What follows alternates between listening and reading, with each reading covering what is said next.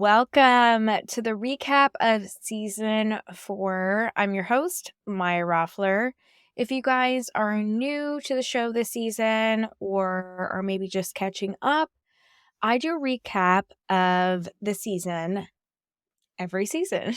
So I talk about some highlights from the season, but episodes that I really loved, which I'm biased. I love all of them.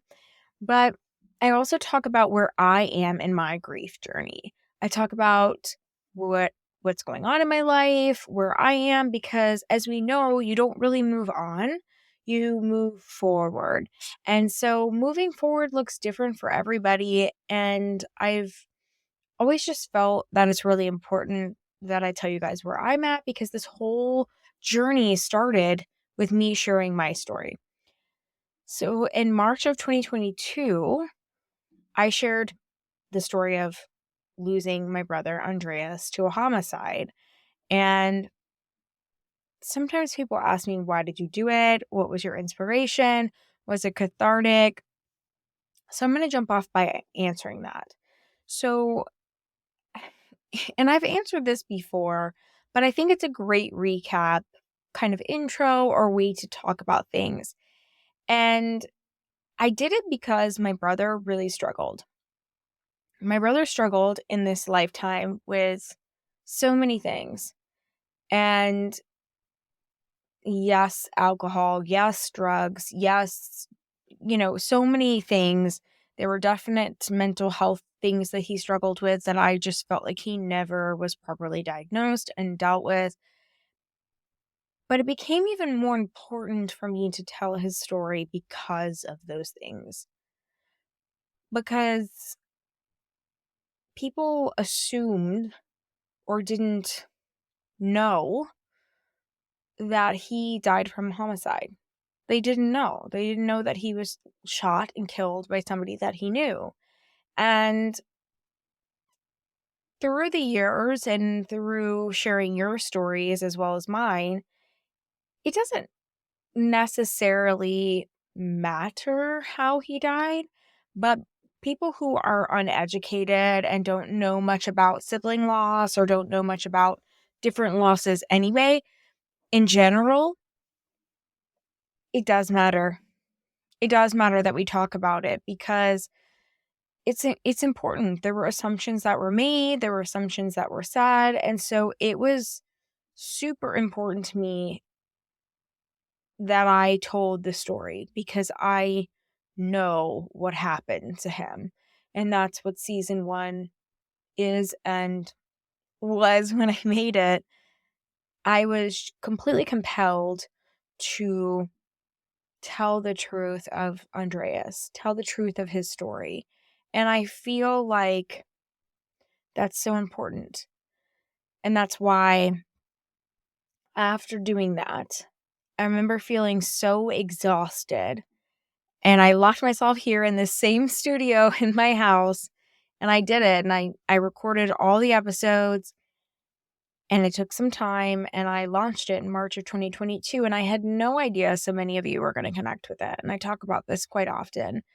And I feel such mixed emotions about that all the time because it warms my heart that me telling my brother's story and opening our story up to the world helped other people feel inspired or empowered or fill in the blank to want to tell their stories. And that's why there's been a season 2, a season 3, season 4, and there will be a season 5 as long as you guys continue to support and listen to the show. And that really wasn't my intention. My intention was really just I wanted to emote my pain. I wanted to tell the truth because I think everyone has the right to tell the truth and to be honest and to not only be him or herself, but just telling the truth has so much power and it scares the hell out of some people. It really does. And I wasn't going to allow anyone to scare me out of telling the truth anymore, which is why I told his story. And I have zero regrets. Glad I did it, because I've met some of the most amazing people just by being honest, telling my brother's story, telling my story, sharing the highs, the lows. And that might sound very odd, because what are the highs in that? What are the highs in the situation? Well, for me, as I share in episodes and in season 1, like, the highs have been meeting all of you and being able to connect with all of you. And it was quite shocking to me after season 1 that so many people have lost their siblings in such tragic ways, and that I wasn't alone. I mean, I'm not that self-absorbed that I thought I was the only person that ever lost a sibling. No, I didn't think that. But I it just wasn't talked about. So I was more confused about, like, do we just not talk about this? Is this not significant?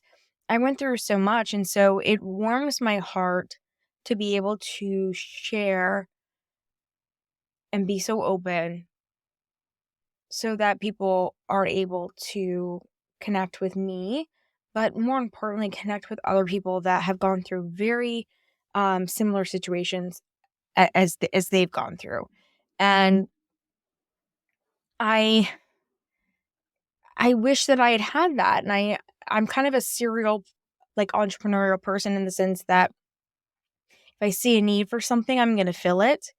And I look back on releasing that first season where I told my story, and the goal was really just to kind of tell my brother's story, to be like, this is how he died. This is the truth. Yes, he struggled with drugs. Yes, he struggled with alcohol. Yes, he was not a perfect person. I think he was always going to have a very difficult time in this, whatever you believe in, spiritually, mentally, emotionally, whatever. But he was going to have a very difficult time in this lifetime. But what happened to him was unjust, and he was killed, and it was murder. And that's the truth.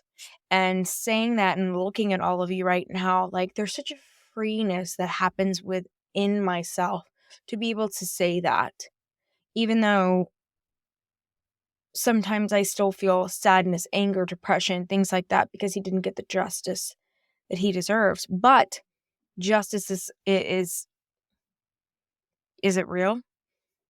That's a whole conversation we have on the show all the time. Is it real? It's not really, because you can't get that person back, and that's the place I've gone to. But it's interesting, the community that has been built from this. I mean, just from season 1, and sharing our stories on season 2, 3, and now 4, and we're going to go on to season 5. But I am honored. I just want to say that I'm honored that you have trusted me with your stories. I'm honored that you've listened to my story, my brother's story, Andreas. And I can't wait to continue to share your stories. And it's such a bittersweet feeling whenever anybody finds our group, finds our Facebook group, our TikTok, or anything like that, because I'm so glad that they find it, because you find it. I'm so glad, because I wish that I had had somewhere to go. I felt so alone. Even my friends who had gone through loss and thought they understood, they don't. They just don't. It's bittersweet, though, because I hope nobody ever, ever, ever, never, ever, ever, never, ever, ever has to find my show. I hope nobody ever has to watch my YouTube videos. I hope nobody ever has to get on my TikTok. But there's a but there, though, of course. But if you do, it's there. There's a resource now. Because at first, when I started, to go into season 2, and people reaching out to me and like, hey, are you going to interview? Or going to do these things? Like, do you want support? And I'm like, I hadn't really thought about it that way. But I'm so glad that I did, because only so many people will connect with my story. A brother who is younger than me and struggled with drugs and alcohol. We were close our entire lives and was killed. Went through a homicide. There's a bajillion other stories out there. And that's really inspired me to open this up, because I think representation is so important. And why should sibling loss be any different? Representation is really important. On the flip side, it's really interesting because almost every single person that I meet that's lost a sibling, I can connect with them in one of the multi ways that we connect. So while I do feel like different losses are different, I do feel like at our core, we all have something bonded together and something that keeps us like in this horrific club, but also understanding of each other. And that's what's inspired me to keep going and keep doing these seasons. And of course, all of you and your support. So I always give a recap on where I am in my grief journey. And this is potentially the hardest one that I've done so far. I've been podcasting since 2017. It's in my blood. It's like a part of me at this point with my other brand, My Opinion. But the Surviving Siblings podcast, like I said, it's not kind of like a love I didn't expect. It happened. And I'm so grateful to know all of you. And I think something that a lot of you will discover or may have already discovered, depending on where you are in your grief journey, is that some of the most amazing, supportive people that you will meet, not necessarily the people that you have going into your grief journey. They're strangers. They might be people you meet in our Facebook group. They might be people you meet on TikTok. They might be people, I don't know, that you just meet that just get it. And that's been so fulfilling for me in my heart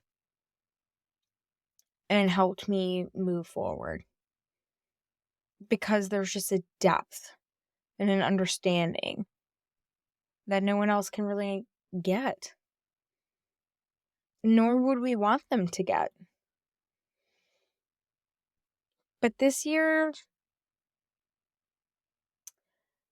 I reflect back and I lost my brother.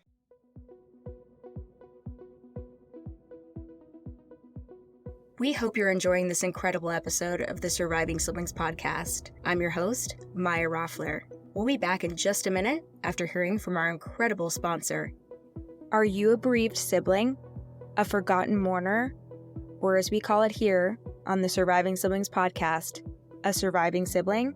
Well, I am too. My name is Maya, and I'm the host of the Surviving Siblings podcast. I created this show for siblings just like you to help you along your grief journey. And now I've created even more resources to help you along this lifelong journey. I wrote the grief guide for the surviving siblings so that you and I can travel along this journey together. Within the guide, it has prompts to help you with a validation exercise that helps you validate your feelings of grief.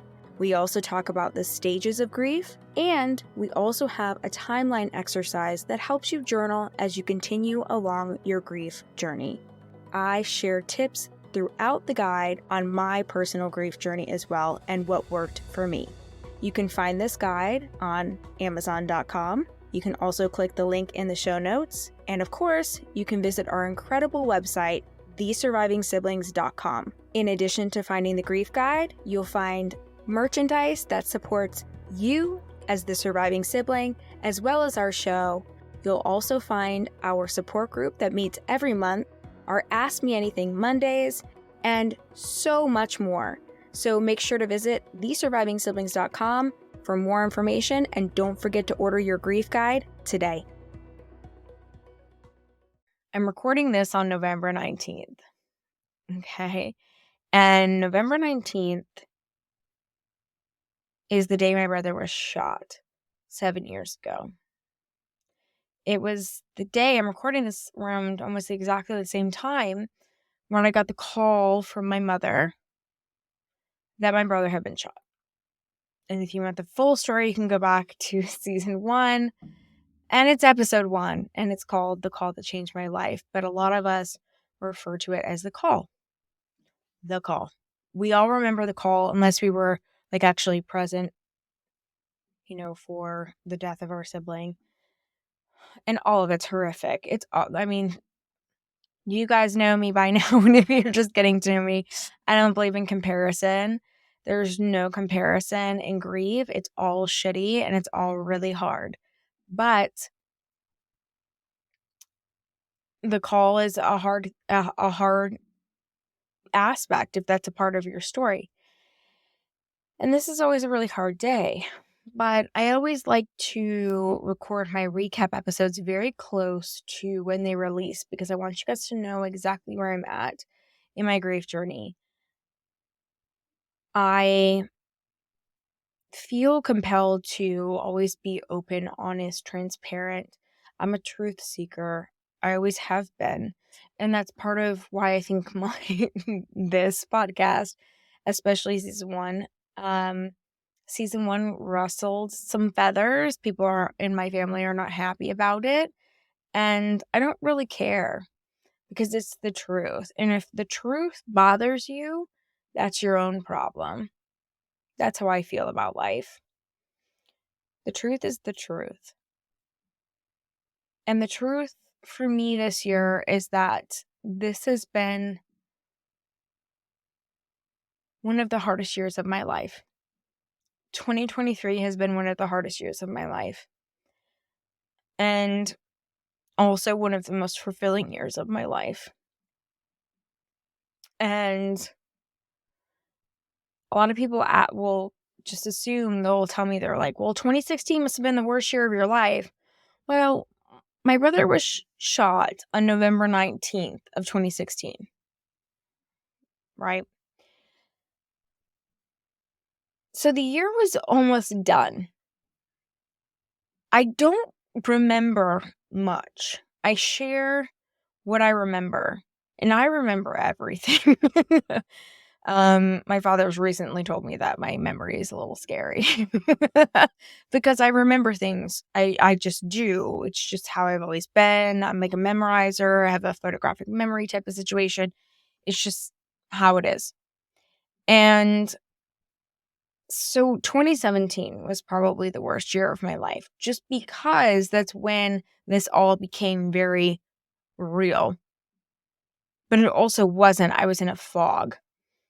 And I often tell you guys who are on TikTok with me or listen to the show, or again, if this is the first time you're listening to the show, we call the first year like a grief fog, because for most people it is that way.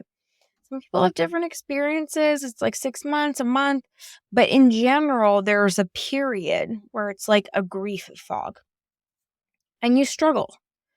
And you struggle continuously with grief.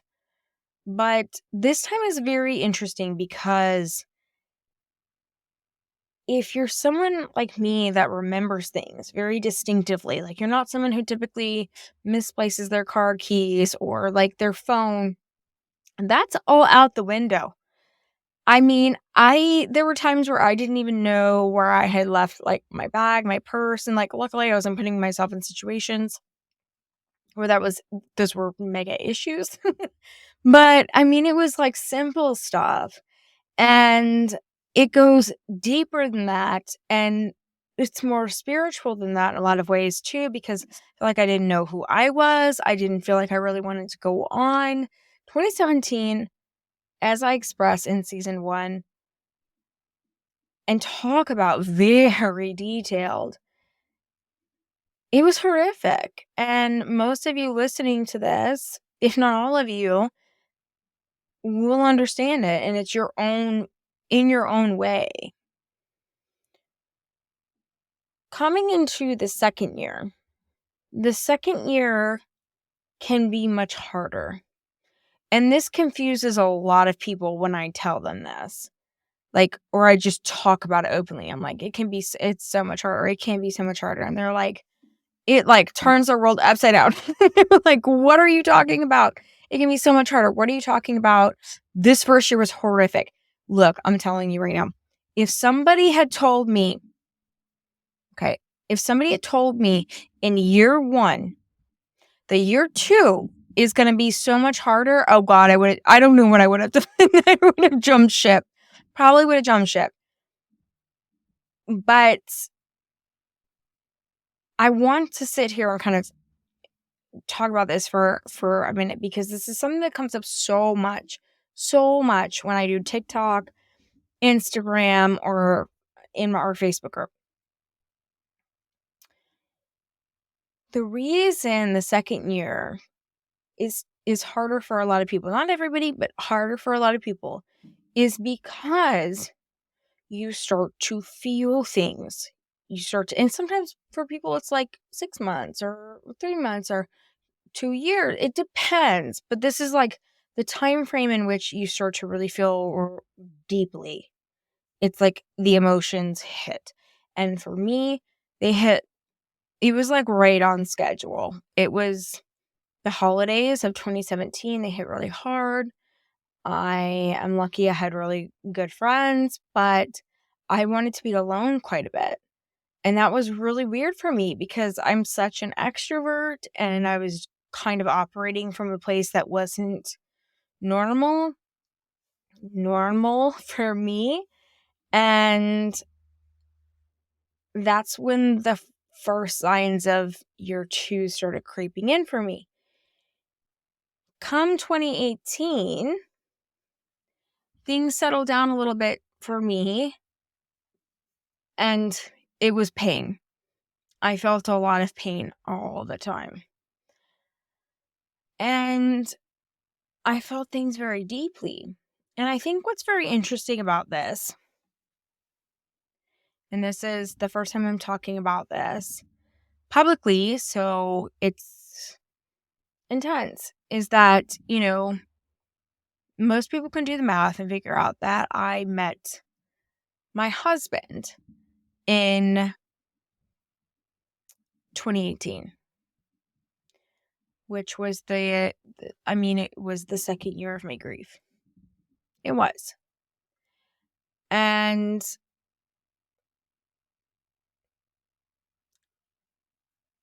I've been very open about our relationship, and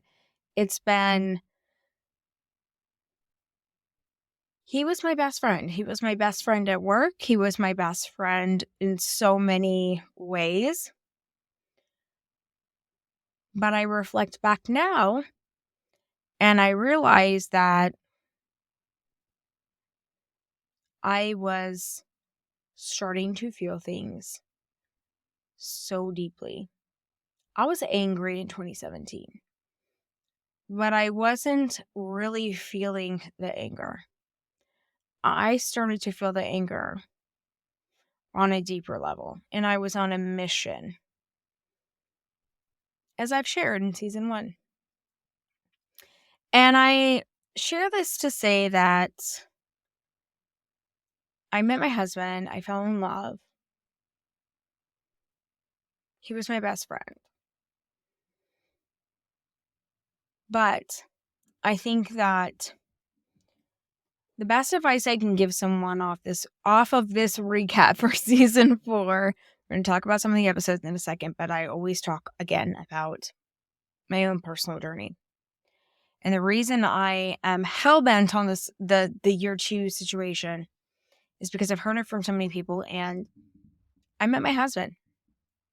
Then. And we've been together for 5 years. We've been married for almost as long. And when you meet someone when you're in that state of mind,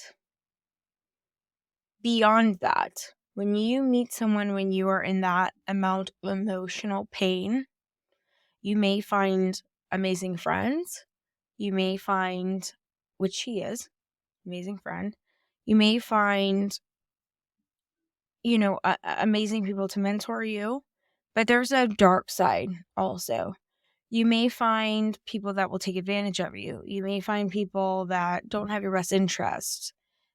And that's work, life, romance, friends, anything. And that's a hard pill to swallow.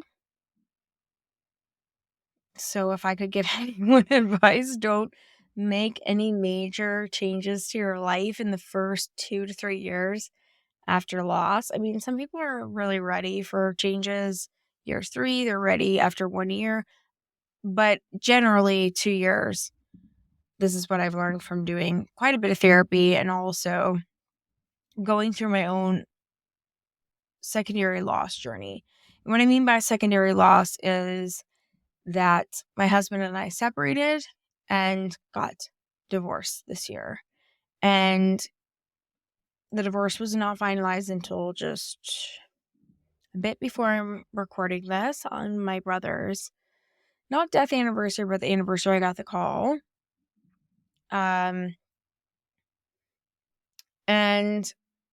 this is a very difficult situation for me because, well, it's difficult for anybody.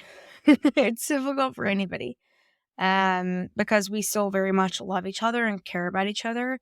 And his story is very different than my brother. It's very difficult for me because his story is not my story to tell. His story as to why we have gone to separation and then divorce, it's not my story to tell.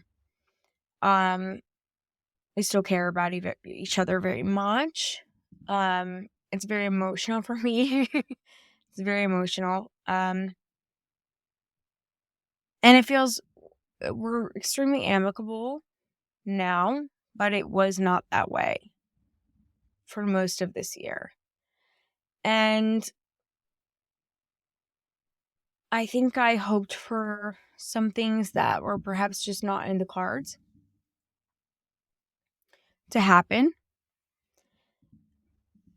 As for obviously, as far as making it work, and we had tried for a really long time, and everyone it reminds me of death in a sense because everyone wants to know what happened, who's at fault.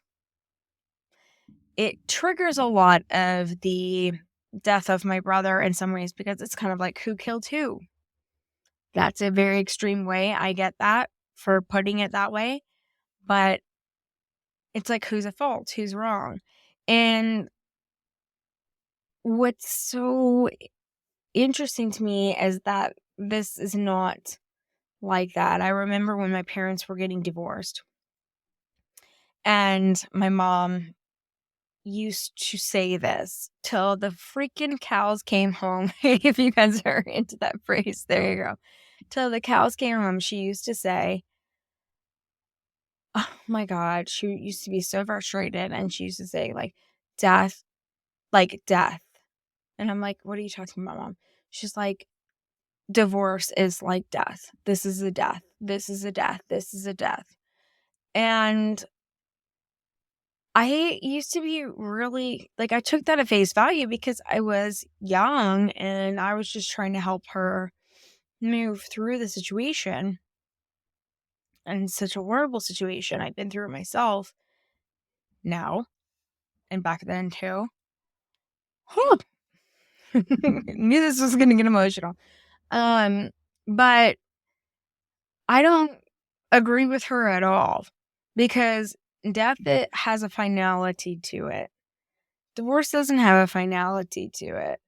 You still have children together. My husband and I do not. My now ex-husband and I do not. But you have assets together or life intertwining together, things like that. That person is still living and breathing. You or him or both of you have made a conscious decision to uncouple, to divorce. So I'm even more confused now, honestly, going through this experience, because death is not like divorce, or divorce is not like death. However you want to phrase it. Because someone made a choice and they're still alive. And I've had some people tell me, like, perhaps, losing someone by suicide is like that because they make a choice. I'm like, how in the heck is that the same? No, it's just not. Losing someone by suicide, which we talk about on this season with Christine's episode, we talked about last season with Maggie, I should say Maggie's episode. So season 3 and season 4. No, it's not. No. And this is kind of my point of this.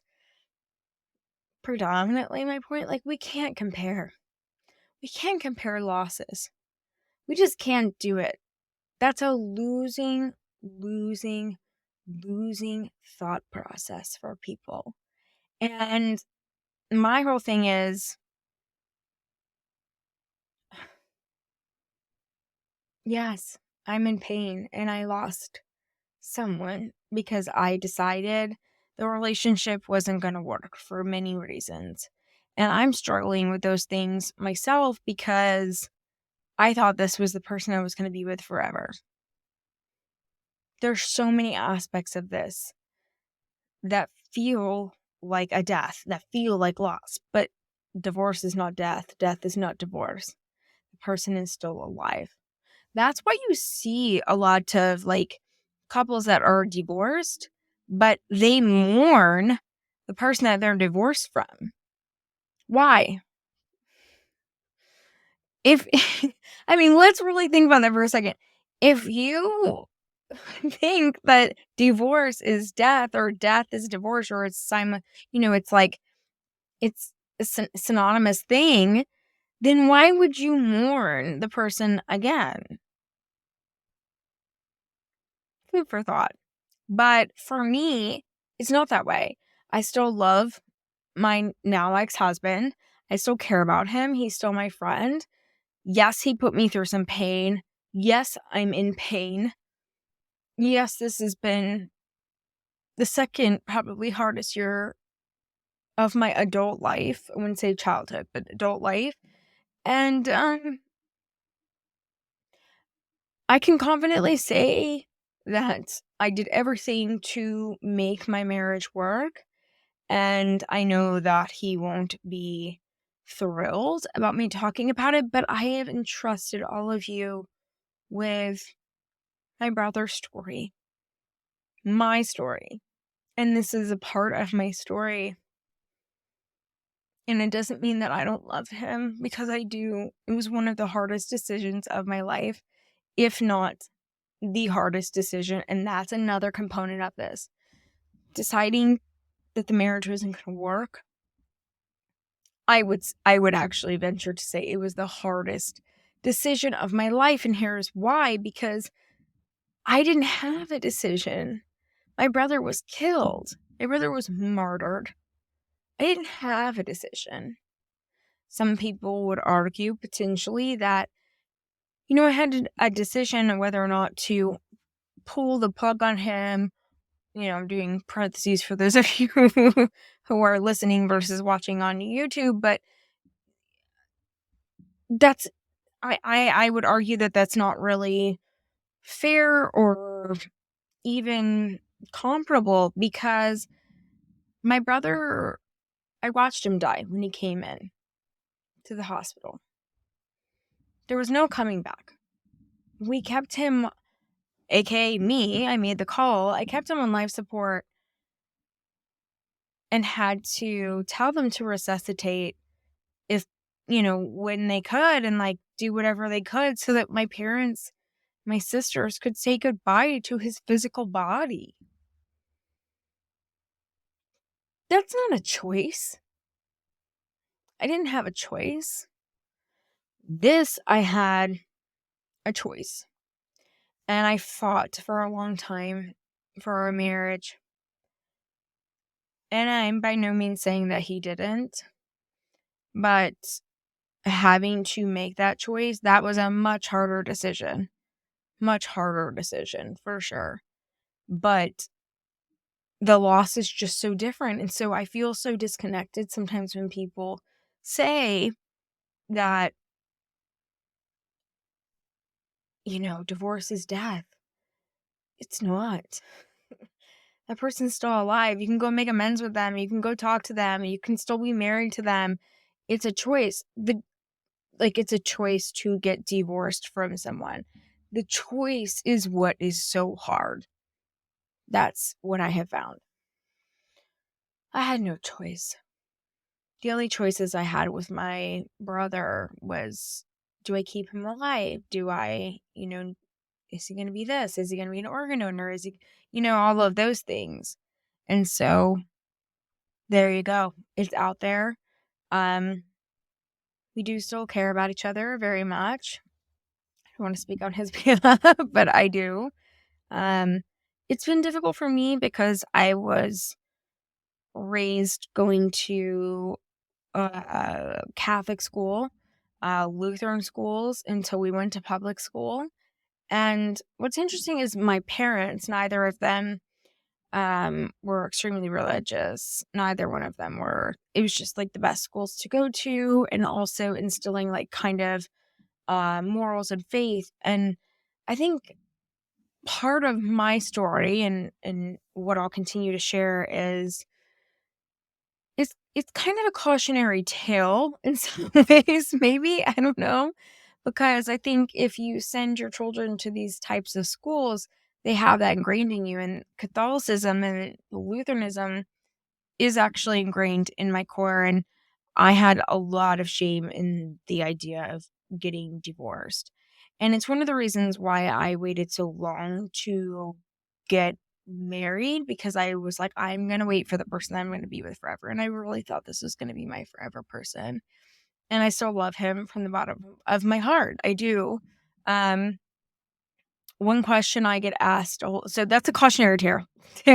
Just put that out there, that some people might want to think about that. And I think that's, again, I'm not placing any blame on anybody, but I do have those values instilled in me. And it's been quite cathartic to have the acceptance of my father, which is shocking, considering the lack of relationship we had growing up and where I'm at now. And also the acceptance of my sister, who got married so young. And it's very interesting.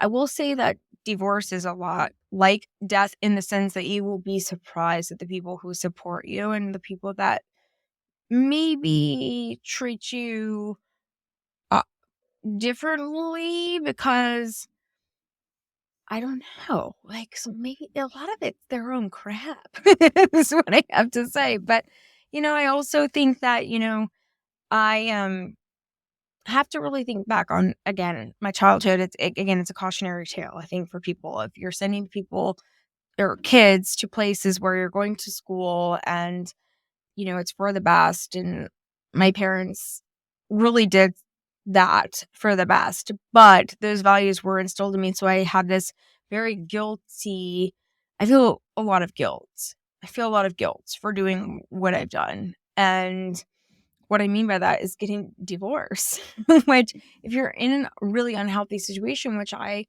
was, you leave it. And that's what's healthy. And I've had to work through a lot of that stuff by myself. And on the other side of it, there is an amicable relationship. There is more positivity. And there definitely is a deeper understanding for myself. But this year has been so freaking hard because I constantly think, what would my brother think about me? I constantly think about that. And it was honestly the driving force for me in deciding that I needed to move forward. And from this particular situation, I had to move on, because I had to really think about, was my brother going to be proud of me for being in this type of marriage or this type of relationship, or was I holding myself back? And the answers became very clear to me very early this year. I just knew. And I think that's something that perhaps a lot of you can relate to, is that your sibling is with you and protects you and gives you signs. And my brother visited me a couple times in dreams and had some conversations with me. And I know some of you believe in that, some of you do not, and that's okay either way. But it was a decision that took me quite a long time. And now I'm working through not having my brother here with me today to talk to you about this. And it's also challenging for me, because I don't mean this in a weird way. So hopefully this comes across. But my now ex-husband, I still call him my husband, but now ex-husband, he reminded me a lot of my brother in some ways. And I want to say that to kind of go into my next point, that, I met him in 2018. I was not even 2 years at the 2-year anniversary of my brother's death. And the second year is so much harder. That's just my opinion. Some people will say the second 6 months, first year's the worst, but I find that majority of the people that we have on TikTok Live, in our private Facebook groups, in our monthly support group that we have that's private, I find the second year is harder, because in general, and this is just my personal experience, because the first year you're in such a fog, you're so disconnected, it's a shock. And so a lot of people ask me, like, what's the worst year of your life, right? And they think I'm going to say 2016, because my brother was shot on the 19th and was declared dead on the 21st, and we walked out of the hospital on the 22nd. It wasn't the hardest year for me. The year was nearly over. It was like a month and some change from being over, right? So 2017 was a mess for me. So I met my husband in 2018, and I didn't have support groups. I didn't have a podcast to listen to. I didn't have all these things. And I had therapy, and therapy was amazing for me.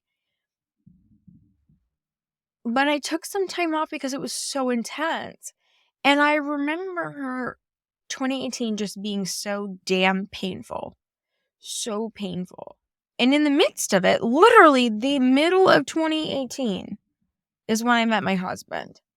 And so, whilst I have no regrets, and I wouldn't change anything, there's another side to it where I kind of are these just cautionary tales? I don't know. But I want to be open and tell all of you that I think making a major life change, like committing to a partner for life, like I did. I mean, I got married very quickly because I was very certain. I thought I had waited in life. I knew. But what I didn't realize is I was dealing with a lot of PTSD. And I had had a very different experience than the rest of the people in my family. I had seen things that I wouldn't wish on my worst enemy. And I don't have enemies. Unless you hate me, then that's fine. But you know what I'm saying. I didn't realize the trauma that was still going on in myself, because I had to be strong. You don't have to be strong. You don't have to be strong for anybody. Even yourself, you can be strong, but you can let yourself break down. Let yourself feel. And I wish somebody had given me that permission and told me that. And so I hope that helps you. But I realize now, in reflection, in therapy, in many things, that we were most likely just meant to be friends. But on the flip side, I have zero regrets I feel like it's a part of my story. It's a part of my journey.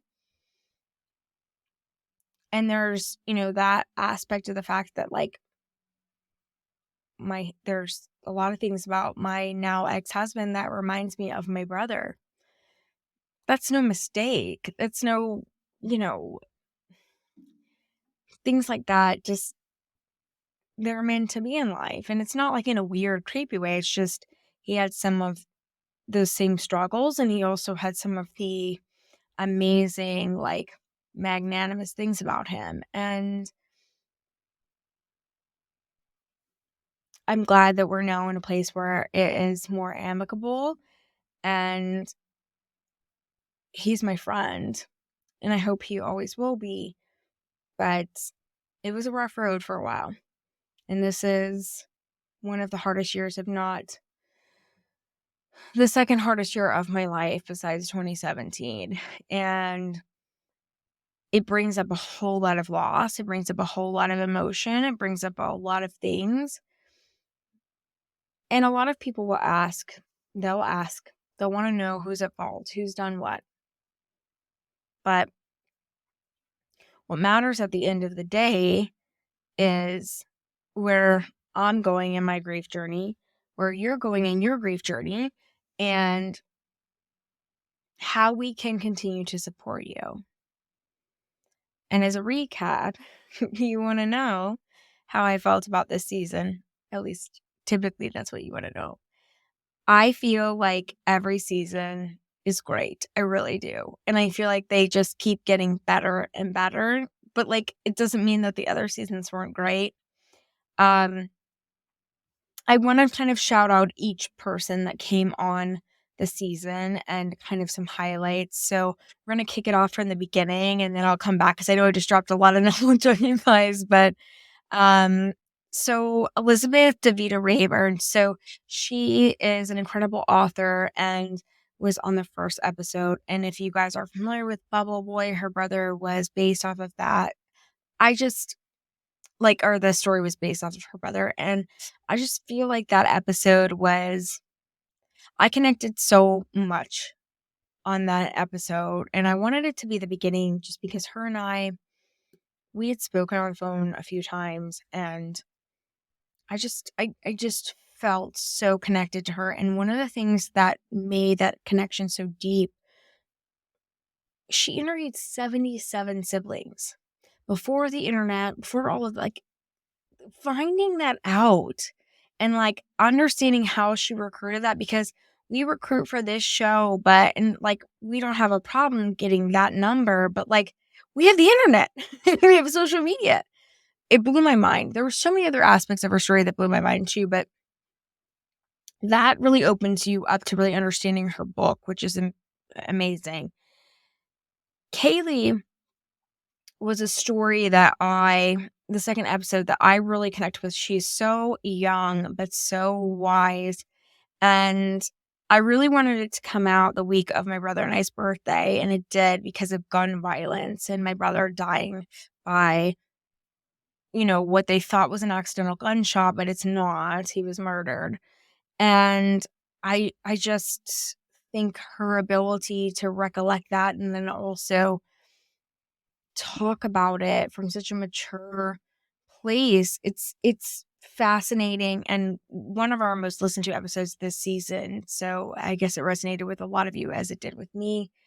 And I just really commend her for speaking so eloquently and sharing with us.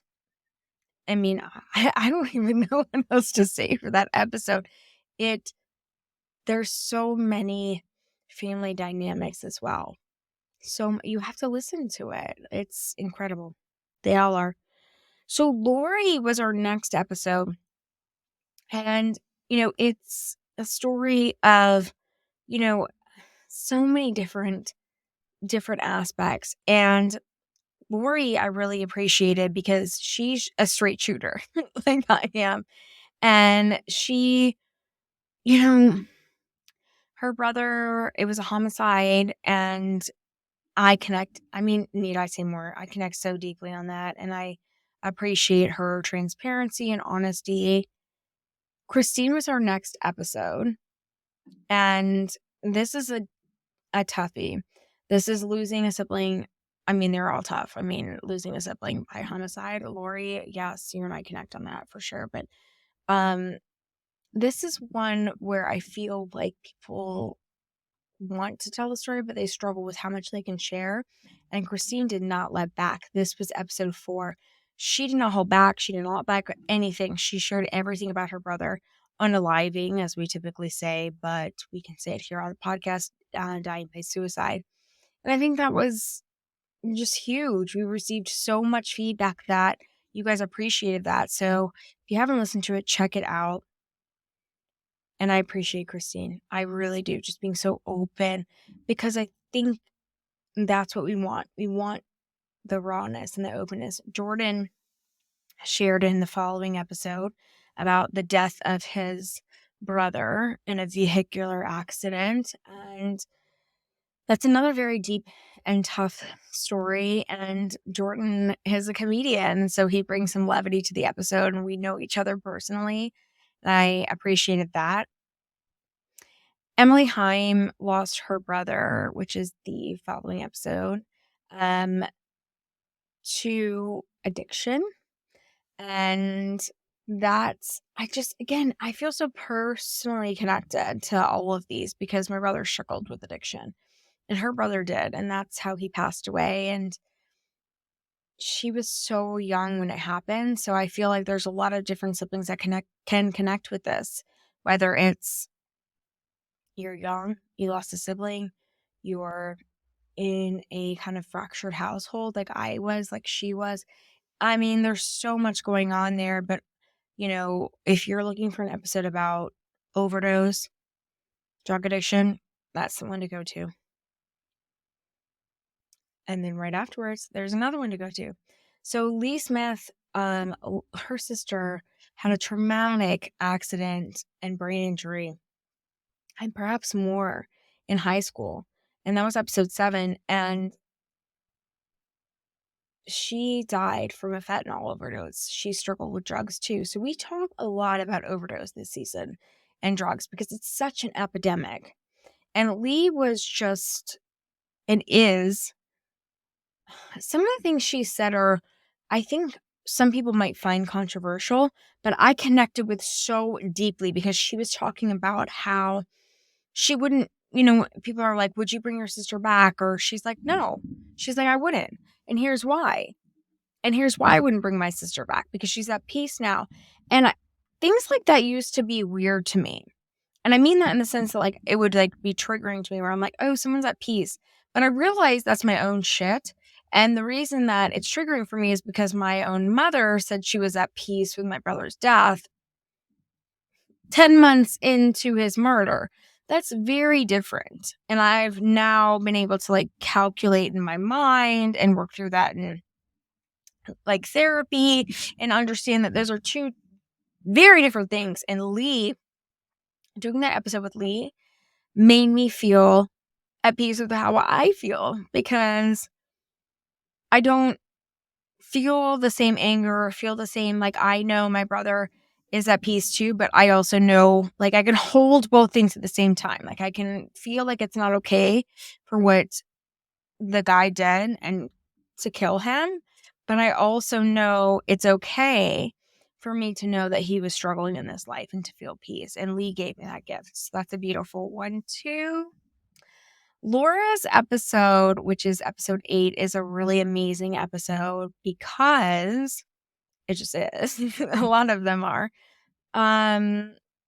But she talks about her brother. There's so many things there. Her brother, I hate talking in the past tense, but her brother was, however you want to say, gay.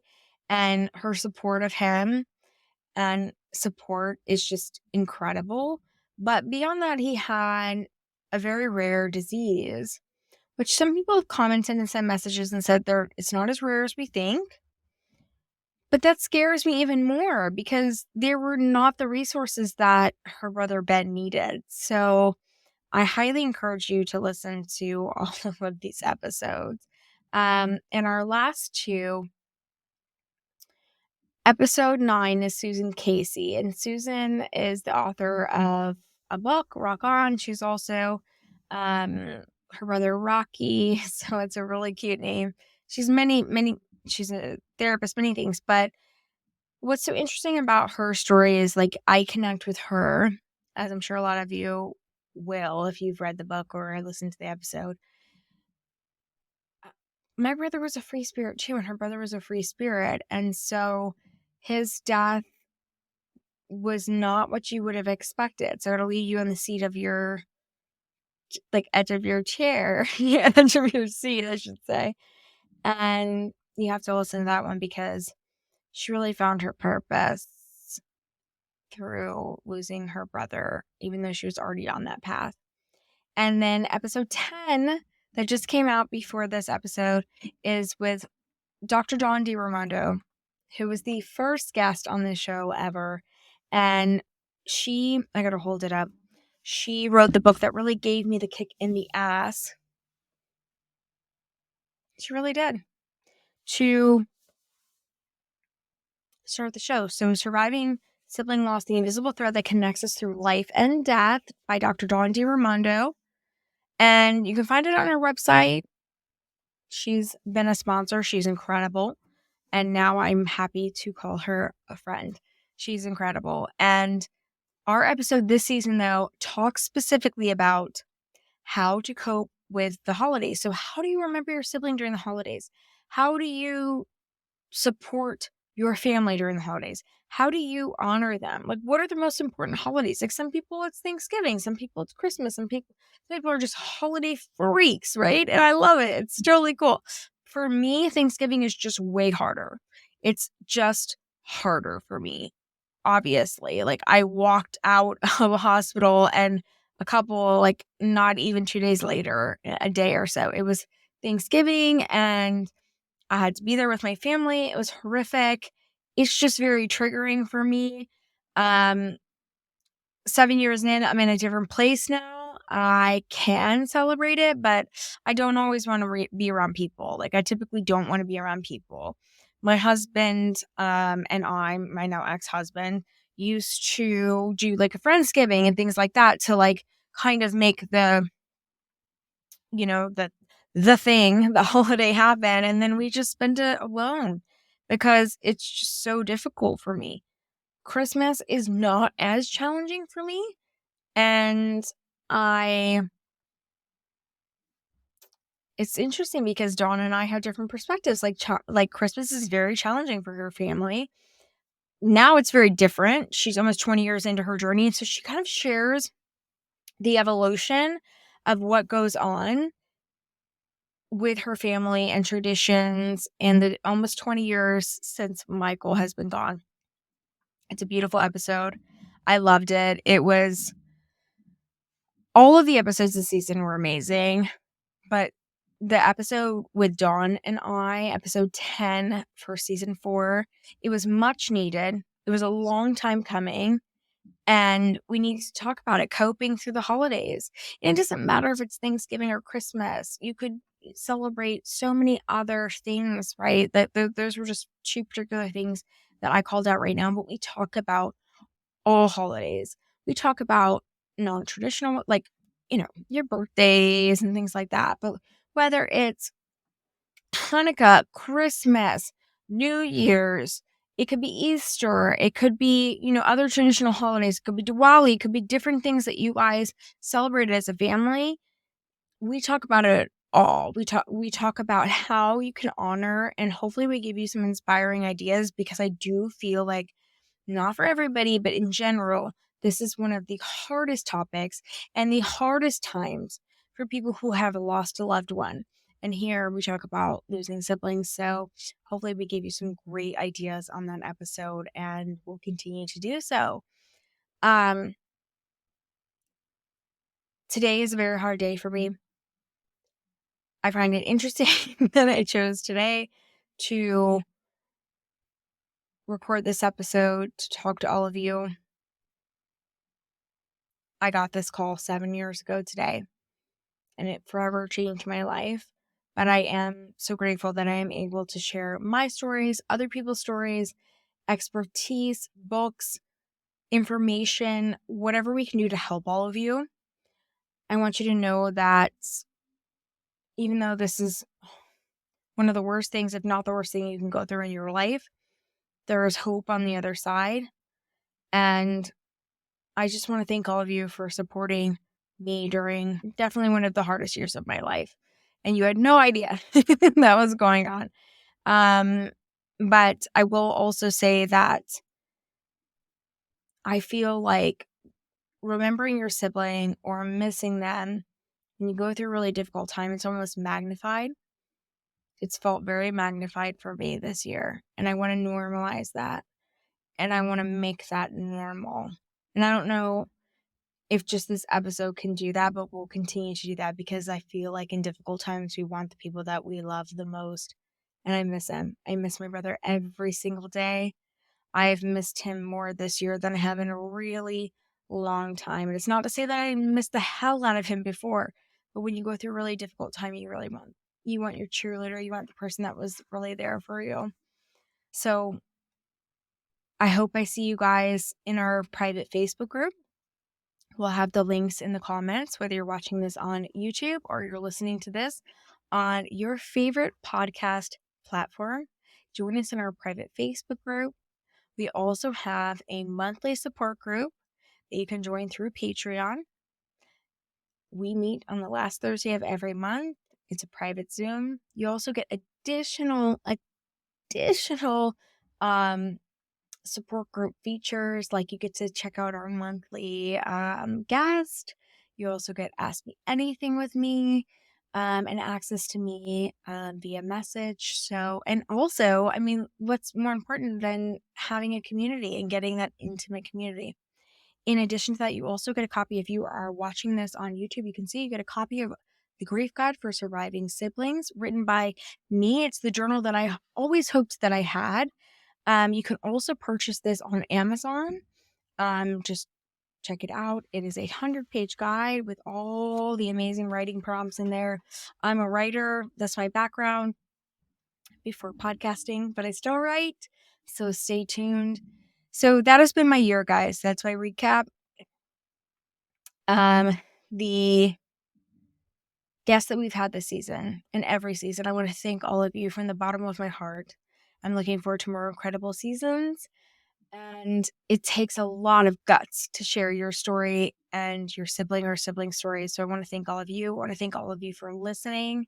And I want to wish you all a happy holiday season if you're listening to this when it comes out, or at any time, because you could be celebrating any monumental aspect of your life or something that is happening. And I send you so much love. Thank you for supporting me on my journey. Thank you for keeping space for me as I shared. This has been a hard year, but we can do this. We can do this together, and we can keep moving forward. And I hope to see you guys in one of our groups. And I hope you guys check into all of our resources. And I send you so much love. And thank you again for listening to the Surviving Siblings podcast and supporting all of us. Take care. Sending you love.